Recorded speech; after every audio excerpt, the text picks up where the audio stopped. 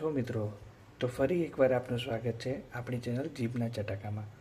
આજે આપણે બનાવવા જઈ રહ્યા છીએ હૈદરાબાદના ફેમસ કરાચી બિસ્કિટ એટલે કે ઓસ્માનિયા બિસ્કિટ. એના માટે આપણે લીધેલી છે 30 ગ્રામ જેટલી પાવડર સુગર, 40 ગ્રામ જેટલો મેદો, 10 ગ્રામ જેટલો ચણાનો લોટ, 5 ગ્રામ જેટલો કસ્ટર્ડ પાવડર, 10 ગ્રામ કાજુ અને તૂટી ફૂટી 10 ગ્રામ એટલે 20 ગ્રામ ટોટલ કાજુ અને તૂટી ફૂટીનું મિક્સર અને 25 ગ્રામ જેટલું સોફ્ટ બટર. તો ચલો ફટાફટ આપણે બિસ્કિટ બનાવી લઈએ. કાચી બિસ્કિટ બનાવવા માટે સૌપ્રથમ આપણે એક બાઉલમાં બટરને આ રીતે સ્પ્રેડ કરી લઈશું. એકદમ સોફ્ટ બટર લીધેલું છે જેથી ઇઝીલી મેલ્ટ થઈ ગયેલું છે. હવે એમાં આપણે 30 ગ્રામ જેટલી સુગર એડ કરી દઈશું અને આ મિક્સરને પ્રોપર આપણે બીટ કરી લઈશું જેથી એકદમ પ્રોપર મિક્સર તૈયાર થઈ જાય. પ્રોપર એને મિક્સ કરવાનું છે ત્યાં સુધી એકદમ પરફેક્ટ સ્લરી તૈયાર ના થઈ જાય. બીટરથી કરવાના ફાયદા એ છે કે એમાં એર બી ઇન્કોર્પોરેટ થશે જેનાથી એકદમ મિક્સર ફ્લફી બનશે. તમે જોઈ શકો છો મિક્સર ફ્લફી બનવાનું સ્ટાર્ટ થઈ ગયું છે.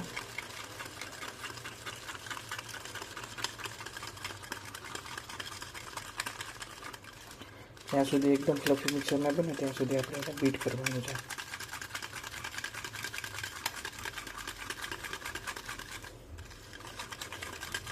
અહીંયા આપણું બટર અને સુગરનું મિક્સર રેડી છે.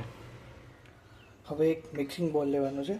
એમાં આપણે જે મેંદો લીધો હતો એ 40 ગ્રામ મેંદો, ચણાનો લોટ,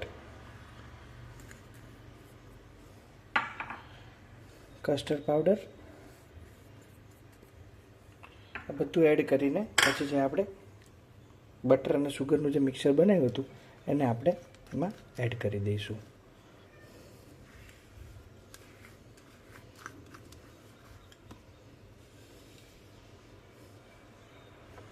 હવે આ મિક્સરને આપણે હાથ વડે એકદમ પ્રોપર મિક્સ કરી લઈશું.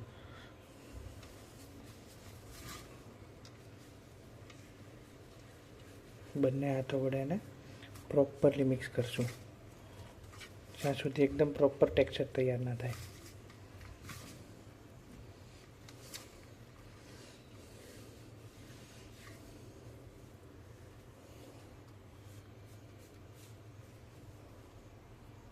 જોઈ શકો છો આ લોટ આ રીતનો તૈયાર થઈ ગયો છે. એમાં આપણે તૂટી ફૂટી અને કાજુ એડ કરી દીધેલા છે. હજી આપણે આ લોટની કન્સિસ્ટન્સી પ્રોપર નથી એટલે એમાં થોડું આપણે દૂધ નાખીને દૂધથી થોડો લોટ બાંધીશું.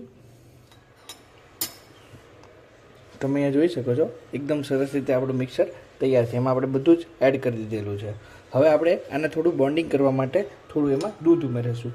ધ્યાન રાખવાનું કે દૂધ છે ને એકદમ થોડું ઉમેરવાનું કેમ કે આપણે એકદમ ઓછું દૂધ ઉમેરીને એનો પ્રોપર ક્રમ્બલી ટેક્સચર મેન્ટેન કરીશું. દૂધ ઉમેરીને ફરી એકવાર આપણે એને હલાવી જોઈશું. જો પ્રોપર એકદમ શેપ કેક ફ્રેમમાં ફોર્મેટમાં આવી જશે તો આપણે કોઈ પ્રોબ્લેમ જ નથી. જો આ રીતનું આપણે આવો થવું જોઈએ. અડધી ચમચી દૂધમાં લગભગ આ બની જશે, પ્રોબ્લેમ નહીં આવે. અને જો ઘટે તો થોડું વધારે ઉમેરવાની જરૂર પડશે પણ આઈ ડોન્ટ થિંક સો કે આમાં કંઈ જરૂર પડે.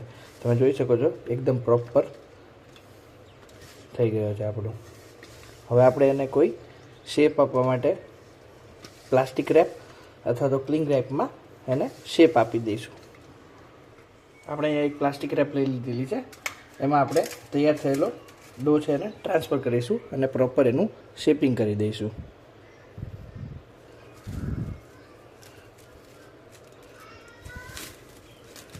જોઈ શકો છો આ રીતે ડોને પ્રોપરલી ટ્રાન્સફર કરીને એનું શેપિંગ કરી દેવાનું.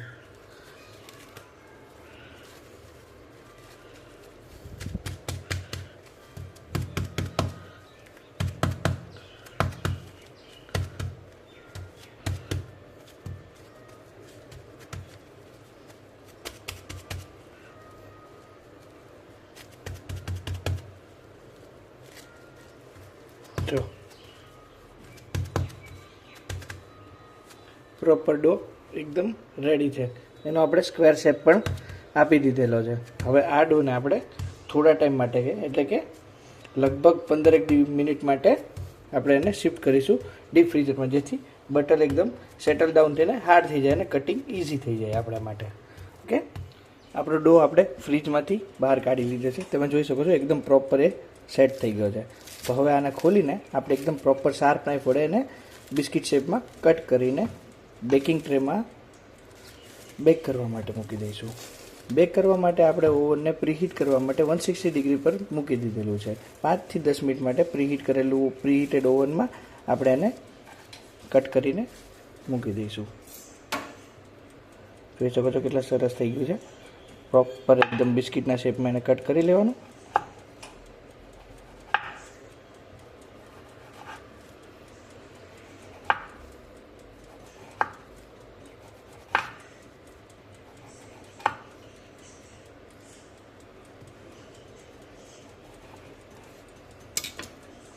એકદમ ક્રમ્બલી ટેક્સચર છે એનું, તમે જોઈ શકો છો. આને આપણે પ્રોપર બેકિંગ ટ્રેમાં સેટ કરી દઈશું.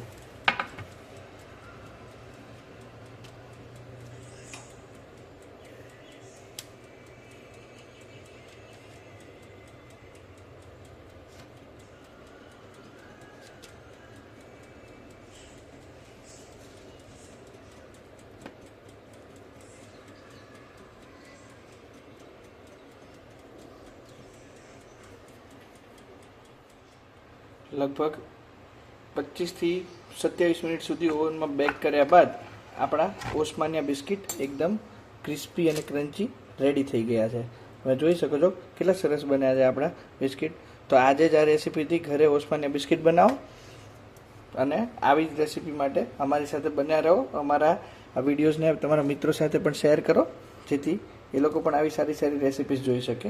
તમે જોઈ શકો છો એકદમ પરફેક્ટ બિસ્કિટ બનીને રેડી છે. તો મળીએ એક નવી રેસીપી સાથે. જો આપે સબસ્ક્રાઈબ ના કર્યું હોય તો અમારી ચેનલને સબસ્ક્રાઈબ કરવાનું ભૂલતા નહીં. Bye bye.